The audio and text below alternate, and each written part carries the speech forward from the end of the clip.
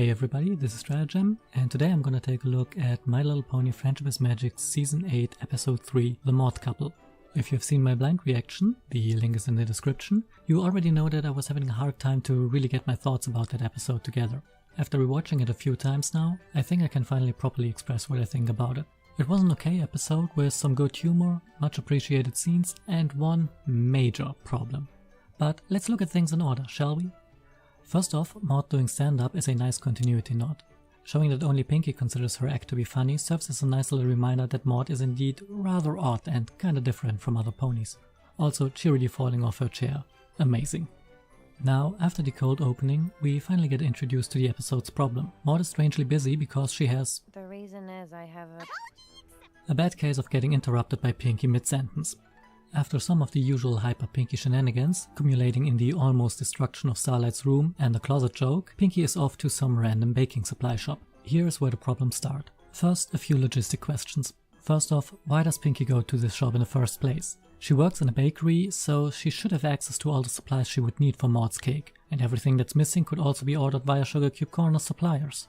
Second, why is Mudbriar here? Not only do neither he nor Maud seem like the baking type, he also leaves the store empty-hoofed. And third, why is Maud not here? She and Mudbriar spent the morning together, so where was she during this encounter? We see her in front of the store later, where she, once again alone, bumps into Pinkie, while Mudbriar conveniently hides behind a rock for dramatic reveal. Okay, granted, those are some nitpicky concerns, but since we're here, I might as well voice them.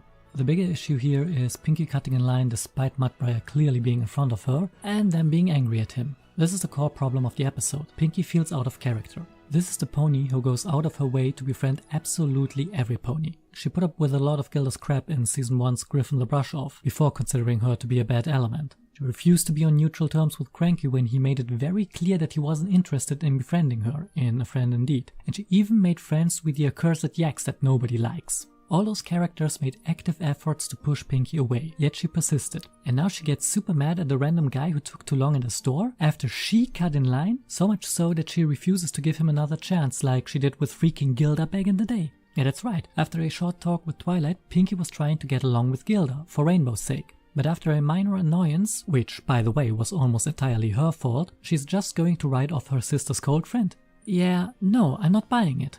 Anyway, let's move on for now. After meeting Maud and briefly being happy about her change in relationship status, Pinkie quickly gets upset after finding out that Maud is with Mudbriar. Now to be honest, I don't mind Mudbriar. Gotta admit, he got a few chuckles out of me. Like with Maud, the humor comes from him being so deadpan and oftentimes literal about things, which clashes with every character around him. Having him clash with painfully extroverted Pinkie Pie brings me more joy than it should. As for the relationship between Maud and him, again, I don't mind much. Maud isn't exactly a character I would have ever thought to ship with any creature, so my headcanons remain intact. Also, these two fit pretty well, almost as if they were made for one another, so really, no complaints about that. So now, Pinkie goes on to vent to Starlight, who pretty much points out just how similar Maud and Mudbriar are, even if Pinkie refuses to see it. Starlight even gives her the whole spiel about how they have liking Maud in common, similar to how the main six bonded with Maud in the first place. So, off to the party planning cave.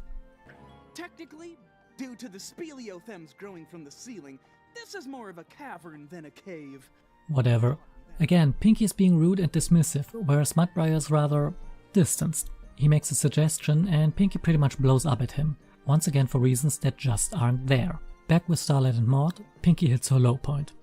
Maybe you should consider, I don't know, taking things a little less serious with Mudbriar, because he's kinda, sorta, impossible to like!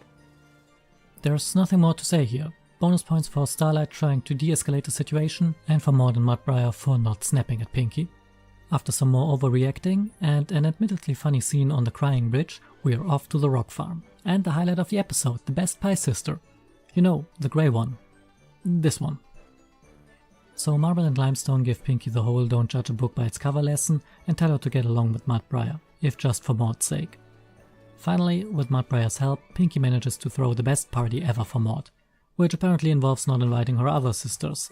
And that's the episode. As I said in the beginning, this is a mostly solid episode, with some pretty fun jokes and some development for Maud. Nothing amazing, but good solid fun, with the exception of Pinkie being really awful. Oh, this is awful! I am not being a very good sister. Yes, you are not. All in all, despite having to knock off a few points for Pinky's behavior, I'd rate the mod couple a 6 out of 10. And we're done. So, as always, I have been Stratagem, thanks for watching and see ya next time.